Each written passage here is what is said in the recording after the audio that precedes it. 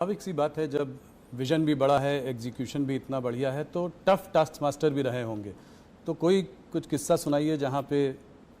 ऐसे तो ढेर सारे किस्से आपको सब जगह मिल जाएंगे जी। मोदी जी हिसाब किताब कठोरता से लेते हैं, इसके कारण बहुत नाराजगी भी है।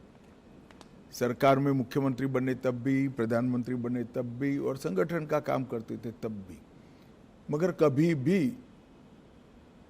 व्यक्तिगत द्वेष के कारण किसी कार्यकर्ता को डांट डपूट लगाना या सार्वजनिक रूप से उसको अपमानित करना, ऐसा मैंने नहीं देखा।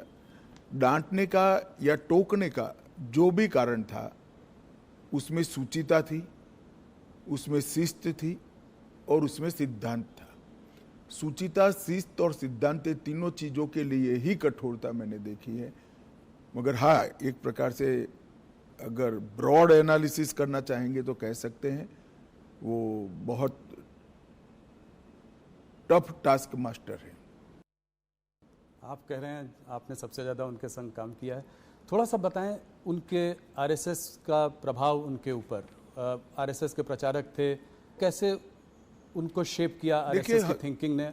आरएसएस के संपर्क में जो भी आता है, संघ के संपर्क में आता है, उस पर संघ का प्रभाव निश्चित रूप से ही पड़े बगैर रह ही नहीं सकता।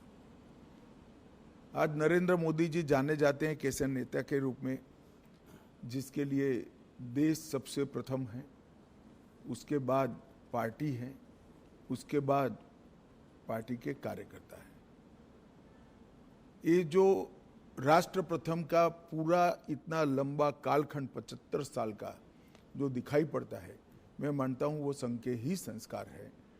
और संघ के संस्कारों को लंबे डिसिप्लिन जीवन के तहत उन्होंने अपनी प्रकृति में बदला है।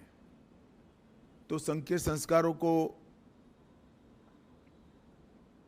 स्वीकार करने में या उसके हिसाब से जीने में कोई तकलीफ नहीं पड़ती। जब प्रकृति ही व्यक्ति की ऐसी हो जाती है तो अपने आप काम उसी तरह से चलता है। जी। अमित जी, काफ़ी लोग कहते हैं कि आप और मोदी जी एक ही सिक्के के दो पहलू हैं, तो इस जुगलबंदी का राज बताएं।